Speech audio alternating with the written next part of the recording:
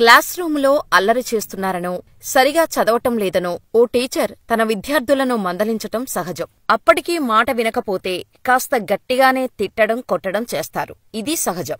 ఏ టీచర్కి కూడా విద్యార్థులను కొట్టాలి అని ఉండదు. వారిని గాడిలో పెట్టాలనే ఆలోచనతో మాత్రమే వారికి భయం చెబుతారు. 20s కిడ్స్కు ముందైతే టీచర్లు చితక్కొట్టేవారు. కాని ఏ విద్యార్థి కూడా టీచర్పై పగ పెంచుకోవటం, తిరిగి కొట్టడం తెలీదు. కాని ఇప్పటి విద్యార్థులు అలా లేరు. టీచర్ కొడితే చాలు అవమానంగా భావిస్తున్నారు. పగతో రగిలిపోతున్నారు. ఎలాగైనా టీచర్పై ప్రతీకారం తీర్చుకుంటున్నారు.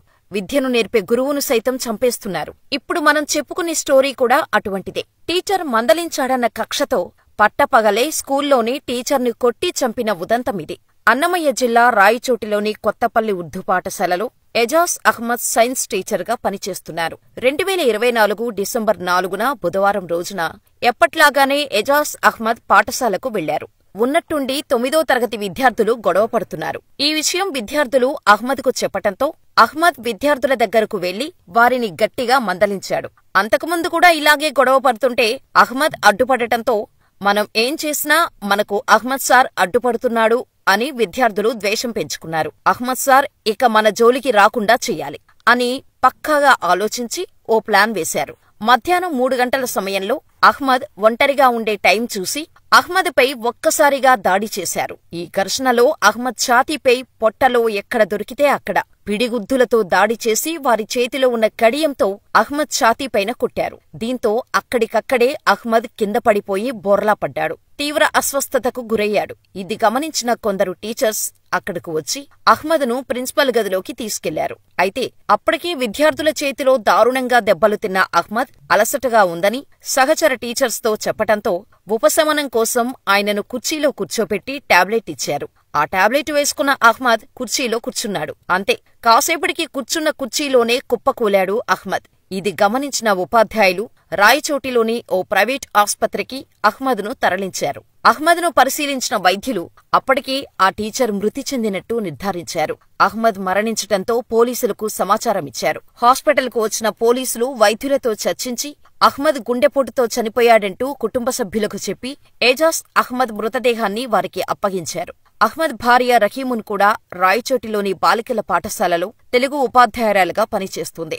అహ్మద్ను హాస్పిటల్లో జాయిన్ చేశాం. ఆయన ఆరోగ్యం బాగోలేదు అని ఫోన్ చేసి చెప్పటంతో పరుగున ఇంటికి వచ్చిన రహీమున్ చనిపోయి ఉలుకు పలుకు లేకుండా ఉన్న భర్తను చూసి తల్లడిల్లిపోయింది. ప్రాణంగా చూసుకునే భర్త ఇక లేడు అని తెలిసి గుండెలు పగిలేలా కన్నీరు పెట్టుకుంది.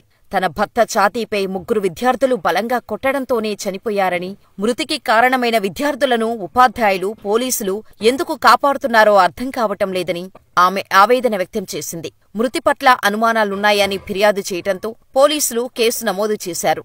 అయితే అహ్మద్ పైకి విద్యార్థులను ఊసిగొలిపి వెనకుండి దాడి చేయించింది తోటి ఉపాధ్యాయులే అని అనుమానాలు వ్యక్తమవుతున్నాయి. ఇక అనుమానాస్పద మృతిగా కేసు నమోదు చేసుకున్న పోలీసులు మృతదేహాన్ని పోస్టుమార్టానికి తరలించి విచారణ చేపట్టారు. అయితే స్కూల్ నుంచి ఉపాధ్యాయులు ఫోన్ చేసి తన భర్తకు ఆరోగ్యం సరిగా లేదు, ఆస్పత్రిలో చేరుస్తున్నామని చెప్పారని అహ్మద్ భార్య రహీమున్ వివరించారు.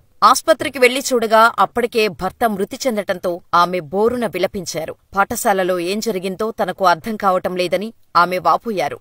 తన భర్త మృతదేహంపై ఛాతీ, వీపుపై తీవ్ర గాయాలు ఉన్నాయని వెల్లడించారు. ఈ విషయంపై డిప్యూటీ డీఈఓ గుండెపోటుతో చనిపోయాడని చెప్పటం హాస్యాస్పదమని ఆగ్రహం వ్యక్తం చేశారు. తన భర్తకు ఎలాంటి జబ్బులు లేవని, పిల్లలు కొట్టడంతోనే తన భర్త చనిపోయారని ఉపాధ్యాయుడు భార్య రహీమున్ ఆరోపిస్తున్నారు. గురువును దైవంగా పూజించే సంప్రదాయం భారతదేశానిది. మనకు విద్య, వివేకం, విలువలు నేర్పి ఉత్తమ పౌరులుగా తీర్చిదిద్దే గురువుల స్థానం దేశంలో చాలా గొప్పది. తల్లిదండ్రులు పెంచి పెద్ద చేస్తే గురువులు మాత్రం మన భవిష్యత్తు బాగుండాలని పాఠాలు నేర్పుతారు. అందుకే గురువులేని విద్య వ్యర్థం అని అంటారు. కాని నేటి విద్యార్థులకు గురువుల విలువ తెలియటం లేదు. చదవమని చెప్పారనో, చదవలేదు అని మందలించారనో టీచర్ల ప్రాణాలను సైతం తీస్తున్నారు. అందుకే ప్రతి తల్లిదండ్రులు చిన్నప్పటి నుంచే గురువు అంటే ఏంటో పిల్లలకు అర్థమయ్యేలా చెప్పాలి. గురువులను పూజించటం నేర్పించాలి. మరి ఈ ఘటనపై మీరేమనుకుంటున్నారో మాకు కామెంట్ చేయండి.